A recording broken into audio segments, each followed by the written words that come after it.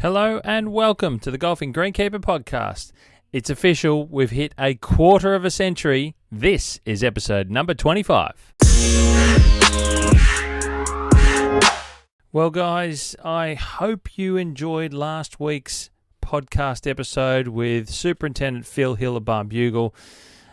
Such a lovely guy, such a great bloke, great to chat to, and I hope you guys enjoyed listening. I certainly had a great time interviewing and chatting with Phil, and I look forward to bringing more greenkeepers and superintendents onto the Keeper of the Green segment of the podcast. But for this episode, we move straight on and we get out and walk the beautiful, blissful, magnificent fairways of Australia.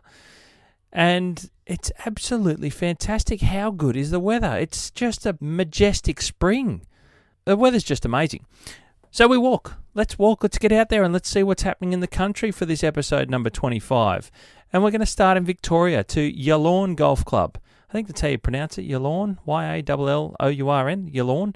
Now it's in the Gippsland. It's east of Melbourne, in the Gippsland of Victoria. It's 150 k's east of Melbourne, or thereabouts. Now, they're in the middle of doing some changes to their golf course with a neighbouring development that will take up a small portion of the golf course land. So the club's obviously done a bit of a deal there. They've sold some land off to no doubt get themselves some cash and do a bit of reworking around the golf course. And that's what courses do from time to time. Yallourn is clearly no different, but the changes are looking to... It's going to do some small changes to the golf course. What they're going to do, it's going to involve 3 new golf holes being constructed, and the design of the new works will be done by none other than OCM, Ogilvy, Cocking and Mead, and we know the OCM guys from plenty of stuff that's been happening, Sandy Links, Lonsdale down there in Melbourne, so they've got a good recent name. If you haven't heard them, you've probably been sleeping under a concrete slab somewhere or living in the bush. We don't know, but that's who's doing the work, so a very good choice from Yallourn, and we look forward to seeing this work come out here onto the golf course with this new development and what it's doing to adjust the golf course, to tweak it around a little bit. Now, the works have recently commenced, and the development is called New Monash Views. So that's what's happening down there. Like I said, it's taken up a small portion of the course, and it's jutting out, the development's jutting out into the course a little bit. So there's a little bit of road work there and some things happening. And the new holes will kind of be routed around that as well. So there's some works there. If you know the course, if you've been down that way, if you've played it before, looks like a beautiful regional track there in Victoria. You probably have got an idea of what's been going on there. And if you haven't visited, well, look, give it a little bit of time and it'll be basically a partially new golf course. Now, they're along with those works, so that's what they're doing. 3 new golf holes, like I mentioned, as part of the development, and no doubt that'll give the club some money.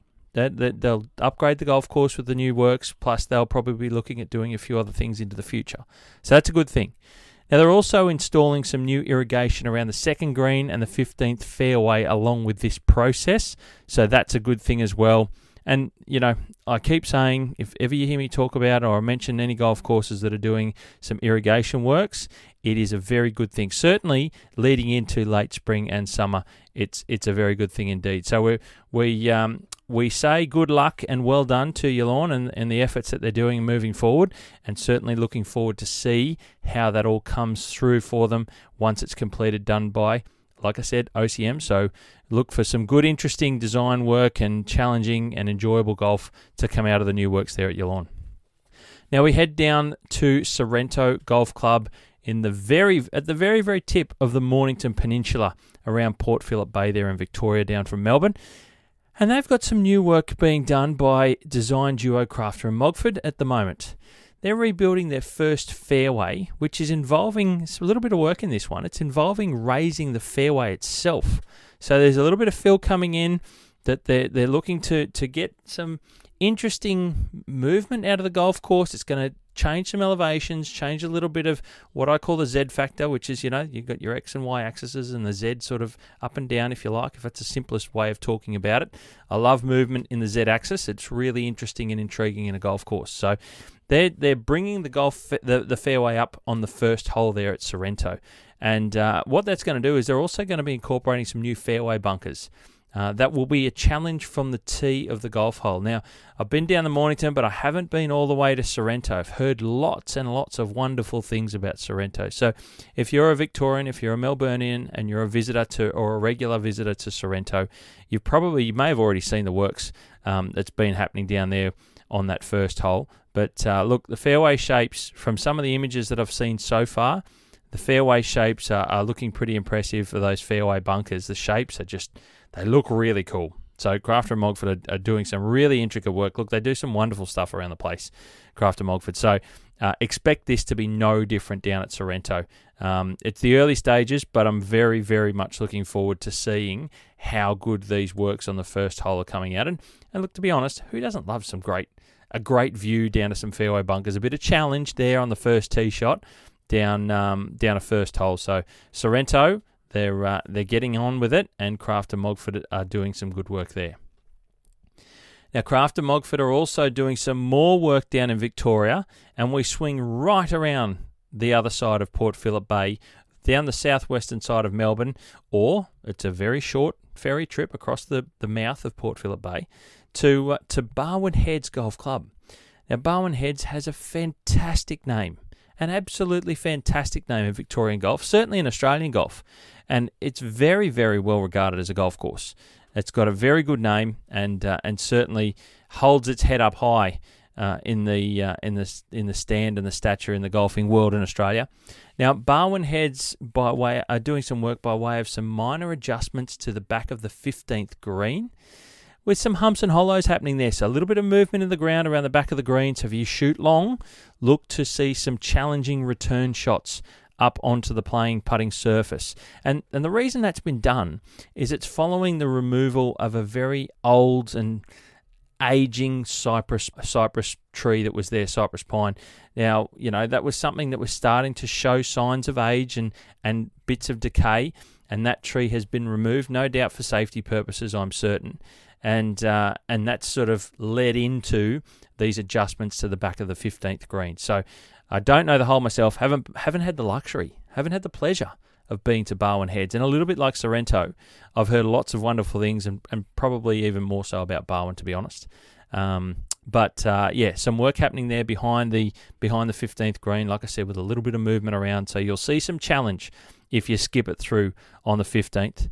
Now, at Barwon, they're also adding some new fairway bunkers to their par 4 10th hole as well. So, look, Crafter and Mogford have got a little bit of work happening, and it is difficult times for a lot of designers and architects to keep busy and keep work happening. And they're doing it in their home states at the moment because it's nigh on impossible to travel to any other states. So, Crafter and Mogford, like I said, are keeping busy, certainly down there in and around Melbourne, which is great news to see. And I'm such a big fan, and I'll keep saying it to you. I'm a huge fan of seeing golf courses just keep ticking. And you heard Phil Hill from Barn Bugle talking about the 1%ers, always looking to do something. And it's certainly something that I was a big fan of when I was at Katoomba and earlier at Wentworth Falls in my time. Those 1%ers, you've always got to keep busy because it's a moving target, a golf course. It's always growing and changing. You do need to stay on top of it. Now we stay in Victoria, and this time we head north out of Melbourne, just to the outskirts of the Melbourne metro area, to Club Mandalay. Now it's in the north side, like I mentioned, and they've been busy for the past few weeks doing some extensive new drainage work. Not something we often hear or talk about, but they're doing some serious drainage work on their 16th hole, which will help move away some excess water from some problem areas on that hole itself. Low-lying areas, water sitting for too long, starts to create lots of problems within the turf surfaces. So it's obviously causing some issues around there on the 16th. And Mandalay are looking to alleviate that problem. And they're just putting in a whole heap of, some herringbone drainage, and it's going to deal with the problem really well. Herringbone, it's basically, that's the pattern. We talk herringbone, you think about, fish bone, herringbone, hence the term, and that sort of central run, and then lots of fingers off on a sort of 45-degree angle left and right off a main centre line. So that's what we're looking for in a herringbone type drainage, and it's usually the best way to drain large-scale, sort of broad, flattish areas that are problems where water tends to sit, accumulate, and it's just not getting away. So that's what's going on at Mandalay. I haven't mentioned Club Mandalay before. I did drive past it coming home from Melbourne last time, which now seems like so long ago, driving north up the Hume, but back home to Sydney. But Mandalay doing some work, some drainage work, and like it's probably drainage work, to be honest, is one of those things that's not really often talked about. It's seldom seen because it's subsurface. We often see a little bit of, it's a bit like irrigation. You see a lot of the damage and a lot of the work to be done. But after that happens and it recovers, we often forget it's there. It's always working. 24/7, it's always working. And it's something that we as greenkeepers like to maintain. We always keep an eye on it to make sure that it's doing its job.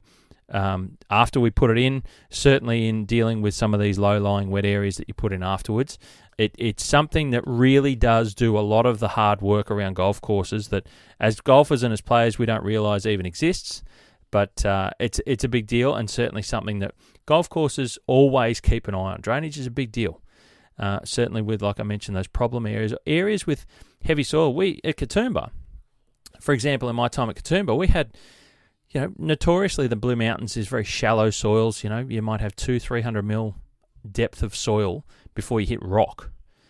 Really, really shallow soils, and invariably it's quite sandy style soil as well. And you hit sandstones or ironstones and all sorts of rock. We come into all sorts of problems. But every now and then, in certain pockets of our golf course at Katoomba, we would have really heavy soil.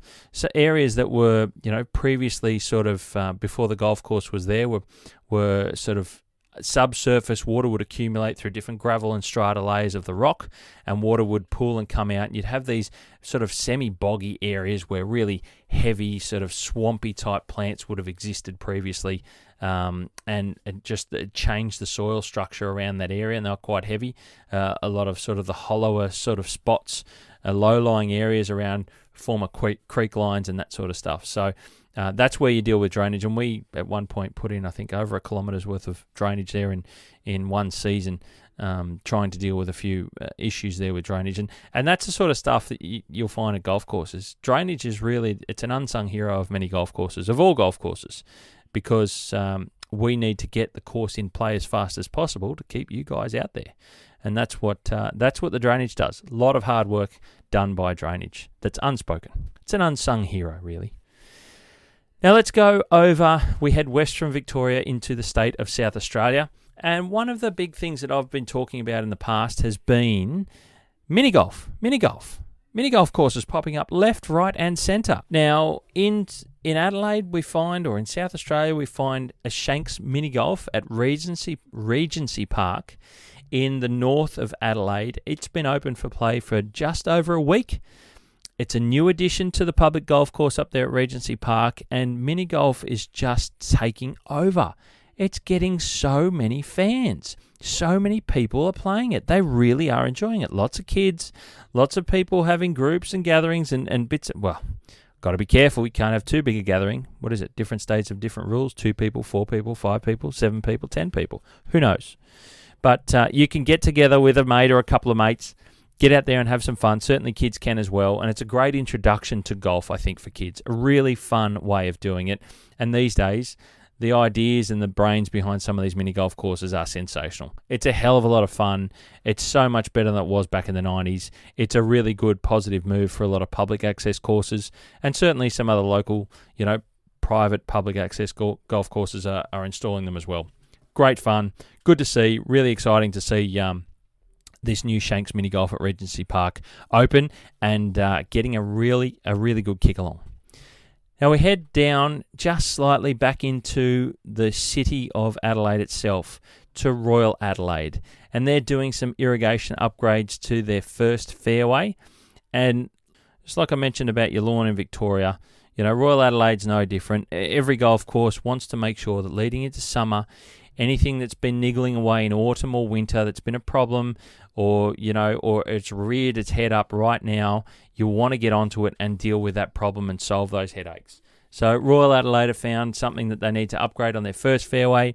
They're getting it done to make sure that everything is in good working order for the summer ahead. And it's crucial, and certainly in a place like Adelaide, South Australia is a driest state in Australia, and look, enough said. They've just got to make sure that they've got water where they need it. and it's such a wonderful landscape. Royal Adelaide do such a great job down there and in maintaining the golf course and presenting it so well, and it's really, really important to make sure that your irrigation is working perfectly. So just a little upgrade there for Royal Adelaide moving into the summer months. Now we head up to New South Wales, and just a little bit that I wanted to mention. I did a lot of talking about New South Wales a couple of weeks ago, and there's so much been happening in New South Wales, but one that really jumped onto my radar at the moment is Parks Golf Club in the central west of the state. You go over the range, head away, it's a good 5 hours, I think, from Sydney, thereabouts, to get to Parks. But it's a wonderful golf course in a beautiful country town. Parks is fantastic, very famous for The Dish. We all know the movie The Dish. Well, that's Parks. The Dish is quite dramatically large. It's insane, actually, if you go there. It's something enormous.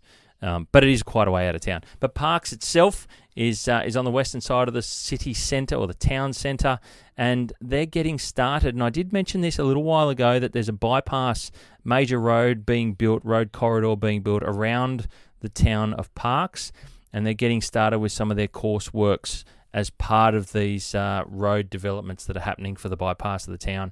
Now, Fleming Golf are the contractors that have won the work to do all the new golf course work there as part of the minor adjustments to the course because of these roadworks. And Fleming Golf have just kicked it off already, and they've installed one of the temporary greens as part of this bypass roadworks. So they've dug it in, they've turfed it out, they've got a temporary green ready for play. It's finished, and it'll be grown in pretty quickly because it's turf sod. So it won't be too long before that's ready for play. And some of these areas of Parks Golf Course are going to be affected by the roadworks as part of the realignment work. So there's a few little changes happening on the course. And it's part of progress, I suppose, but they're getting a few new things out of it. So these are just the temporaries being put in place, and we look forward to seeing these new works being done to reshape some of the holes that are along that corridor edge where the road's being put, and that'll allow for the new course to come out. So 18 holes are still for play. It hasn't affected it. That's why they're doing temporaries. But look, it's actually going to be a really good temporary from this one that's going down as we get these new roadworks done, built, and we look forward to the new adjustments to the course being completed over the next couple of years. So good stuff happening there to Parks at the moment. It's the steps of progress, and we look forward to really seeing that come through. And look, been a long time since these sorts of things happen to regional golf courses, so they'll be rubbing their hands together now and they're getting a bit of funding to do some of these things. So good stuff happening out there in Parks in the Central West. Now, on the Walking the Fairways segment this week, I have brought back sustainable golf. Love this segment, big fan. We get back into South Australia and we go to Glenelg Golf Club there on the western suburb of the Adelaide city, just along the beaches. Glenelg is. It's a beautiful coastal town, absolutely fantastic. And Glenelg Golf Club itself is no different. They've got a beautiful golf course.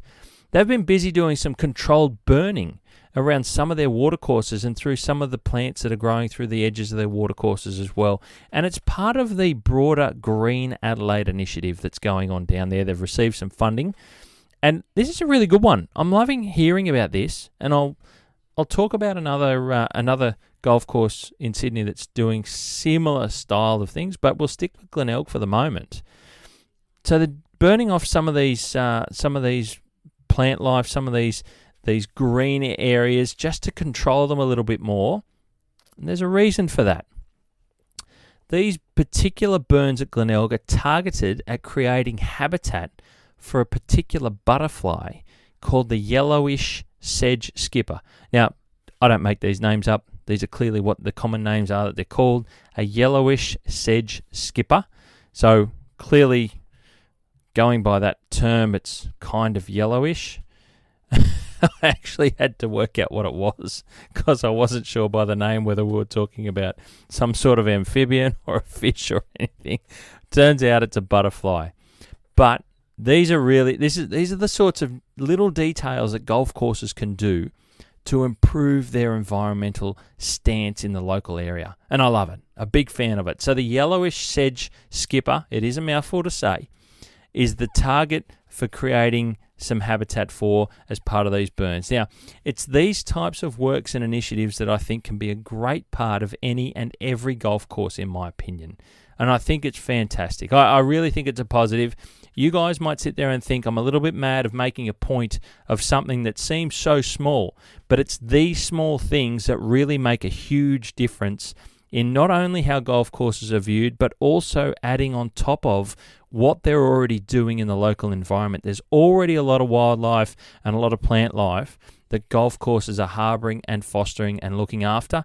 And this in particular is something very specific that no doubt is a bonus. You'll probably find it might even be something that's the butterflies is something that might have been flagged as being dwindling in numbers, less habitat for it around Adelaide. So the golf club itself have said, look, we're going to help create some habitat for it. And I think it's a positive move. It's a really good thing. And I also think about what's being talked about happening at Royal Sydney, where Harley Cruz is involved as a landscape architect for a lot of the vegetation work that's going to be done as part of the rebuild and the redesign of Royal Sydney that's being done through Gil Hance as lead architect. But Harley's doing the vegetation side of things, and a lot of the criticism from outside the golf club and outside the golf world is ill-informed.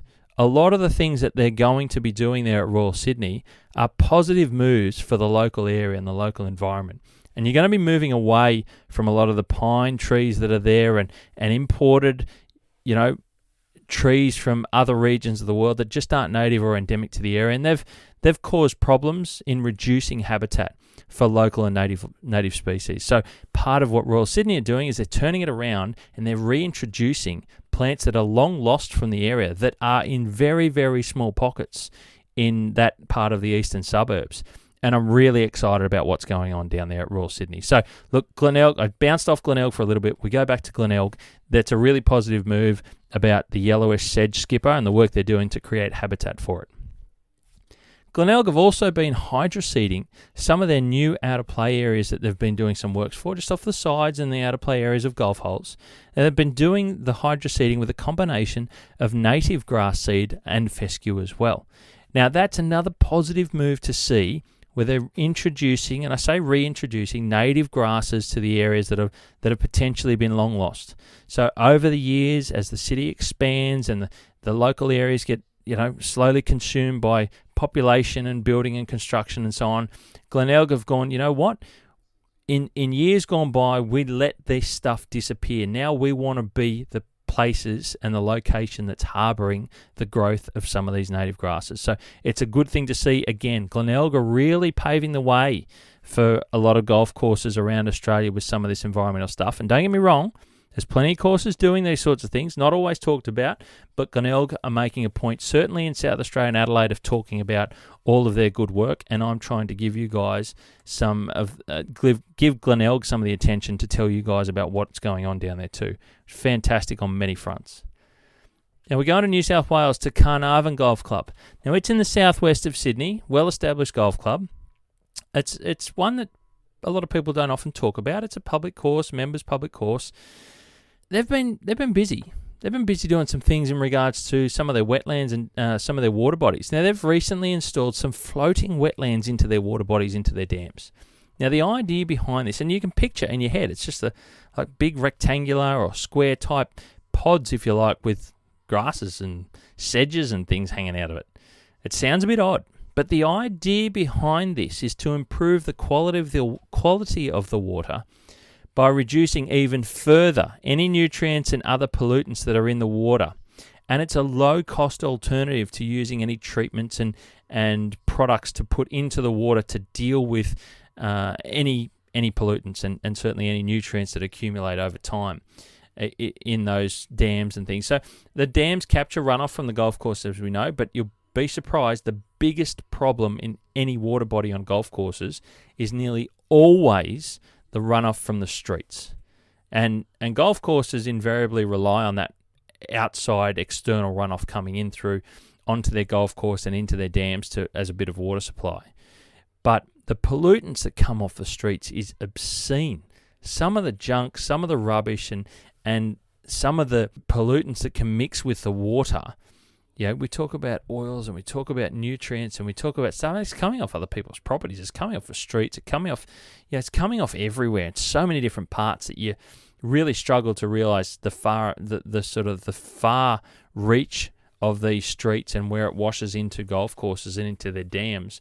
Golf courses become a treatment system for a lot, and a lot of people don't talk about it. I'm going to talk about it. They're a treatment system for stormwater.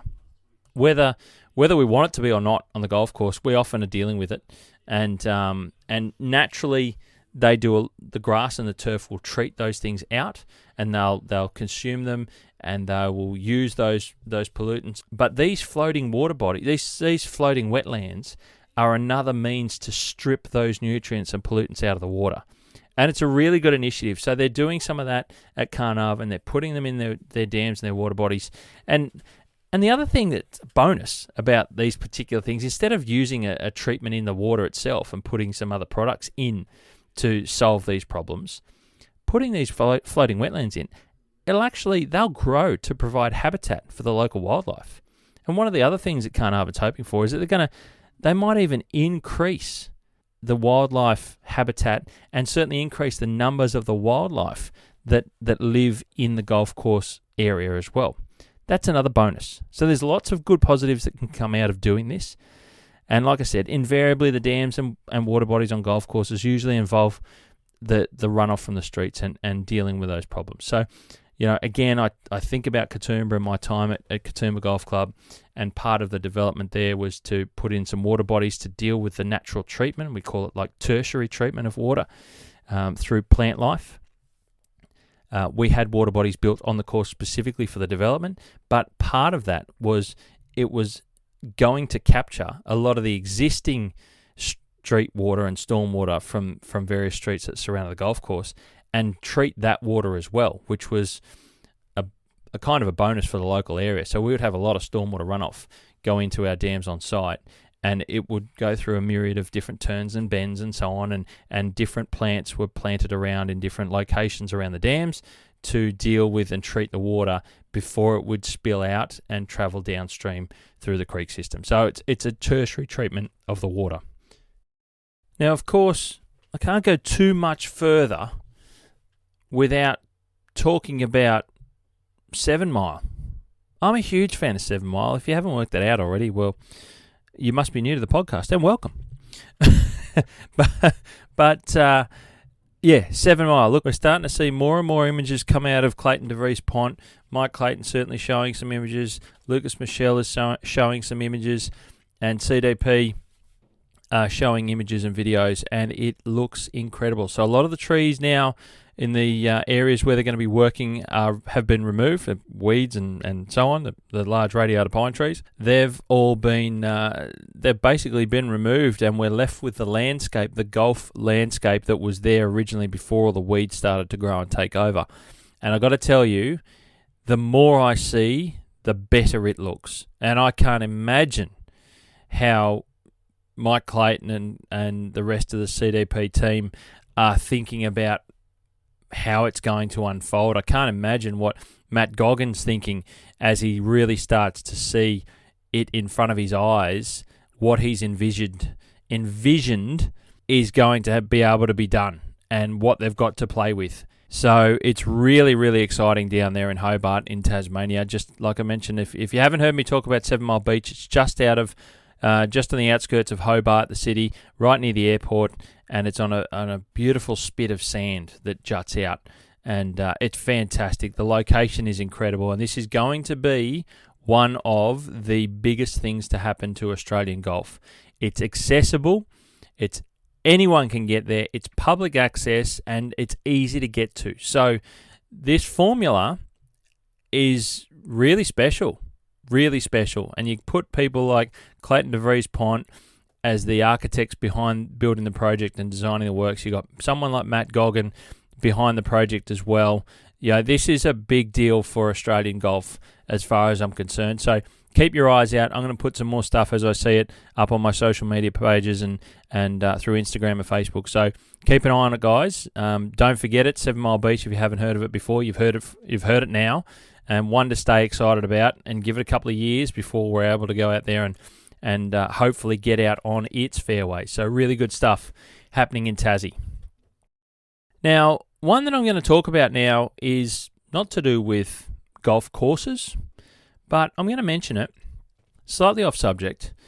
It was recently announced, and you might have heard it was recently announced, that the Australian Open and the Australian PGA are to be postponed until early 2022. Now, when I first heard this, and I saw on the social media channels and the publications and the announcements that were put out by the PGA and so on, the people running the Oz Open, that it was postponed, I made a couple of comments on social media. I was really, really, really disappointed. I really was. Really. And the reason why I was so disappointed is because, and I'll say it again, if you didn't see my comments, and you may not have. The reason I was really disappointed was because in a place like New South Wales, for example, and in a place like Queensland and WA, where you're allowed to still play golf. Victoria, we know, has been difficult. Tasmania, you can still play golf. South Australia, you can still play golf. In those areas, can't leave out the Northern Territory, you can still play golf, and the ACT. So in a lot of those areas through most of this year, we've been allowed to play golf for a lot of the time. And it's been one of the few sports that you're allowed to go and enjoy, either on your own or with two people only. There's been quite strict restrictions about being out there, but you're still able to get out there. We're still getting our kicks about playing golf and enjoying golf through a lot of this difficult time. And what made me so angry was I'm a rugby league fan. My wife is an AFL fan, and we watch both codes. We've been able to watch those sports through the year. They've had their COVID rules, and they've been able to continue on. What made me so frustrated was I was getting really excited about the year ahead and seeing our national events come on. But I was disappointed when I heard it was being postponed, because I thought it was going to be, I won't say a free kick, but I really felt that they were going to be able to get a massive crowd to watch the events on television. Because, sure, you might not be able to go to it. They might not have been allowed to have crowds in. But I was really excited about having the television viewers en masse to watch what's probably going to be one of the few sports, if we come in a lockdown, depending on which state, later this year. People are going to get excited about it. People are wanting to watch it after not having been able to see last year's events at all. So when they said it was postponed till next year, my head dropped, my shoulders slumped over, and I thought, you know what, they've missed another opportunity. I made some comments on social media on the post done by the Australian PGA. And then I got a phone call, which was a little bit unusual. I just assumed it was a work number because it was a phone number that I didn't have. I thought it might have been someone looking for me to come and look at their property to do some work. And it was a member from the media team, which really surprised me. 10 points for getting in touch with me, if any of them are listening. And I was really impressed that they did so. And they explained to me why it was being postponed. They said, Steve, we saw your comment. We just want to back it up with the reason behind our decision. And they talked about what I expected. Sponsorship. We need to get a good product so we can put it out there on television. We need to get plenty of eyeballs. We need to have, X level of this done and X level of that done. And we've got things that we need to make sure that we commit to, that we can deliver, and so on and so on. I hear all that, but I'm sorry. And one of the components was we need to make sure that we can get the right people in our field, i.e. certain imports to come, some of the leading players potentially from overseas to come to Australia and play the event. And my argument was, and I said that in the comments on the social media post, was why can't we have people within Australia? So be it. If it's an Australian Open with only Australians playing it, wow, that would be devastating, wouldn't it? Giving people a chance to win our biggest event. Now, plenty of you people out there may disagree with me totally, and that's fine. That's great. This is part of what I love. I love bringing on discussion and opening up conversation. So if you've got something to say about it, please let me know on social media, because I'd love to discuss it. But from where I sit and knowing how many people really want to escape being at home with restrictions, even if they can't get to the venue, they will watch it on television. I was so disheartened when it was postponed. Now, hopefully, it doesn't get axed from early next year, and we don't know what's going to be around the corner. Likewise, hosting it at all, we wouldn't know if it was going to be axed if it was in November, December like it usually is. Could be some sort of lockdown, and that might not even be able to happen at all. But I'm sure they could put forward, like they said to me, they'd have their protocols and their COVID stuff and all that sort of thing to put forward. But they're saying that if they were to host it, a limited event, they would lose money. That's the crux of it. That's what I was told.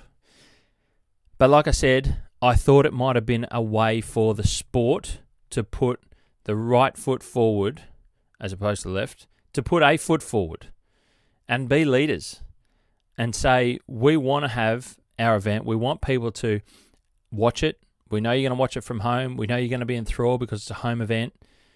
And we're going to give whoever's here and able to play a chance at taking it out. And I'm sure there'll be great golf had.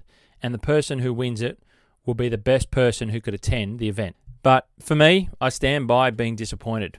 And hopefully, like I said, hopefully it happens next year. But I was just a little bit surprised that they won't host the event unless they can get their big names, whoever they may be. They won't have it on unless they bring those names in. It's not going to occur, which kind of also gave me an insight into what they are and what they're thinking and how they're working. So I was a bit surprised. 10 points for calling me and telling me. So they wanted to try and, I suppose, nip it in the bud. So, there wasn't a lot of bad commentary about the postponement.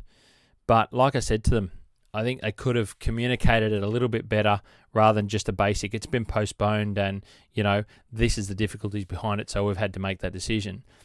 Be bold. Be brash. I know it's not my money, so it's easy for me to commentate on the sidelines and say it, but I'm sure if you communicated with all the stakeholders involved, it could have been something sensational. And I know there's risk, but again, I can sit on the sidelines and say it because it's not my cash. That's one I'm curious to know what you guys think as players, as viewers, as participants, and as people buying tickets. And buying tickets could easily be you're spending your time at home watching it on television.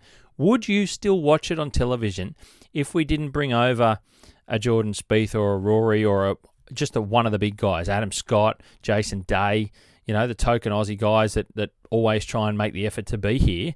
Some of the big names, Matt Jones, Cam Smith, Leash.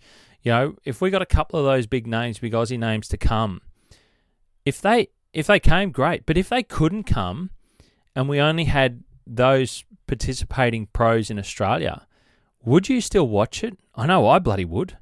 I'd love to see the Elvis Smileys of the world, be up front and centre and be leading the pack. I really would be excited by that. And watching how it would unfold to give these guys a chance, and some of the names we don't know in the Men's Australian Open. And I should clarify, I'm talking about the Men's Australian Open. They're the ones that have been postponed. So I'd be very interested to see how that would unfold. So, I was surprised, disappointed. Curious to know your thoughts.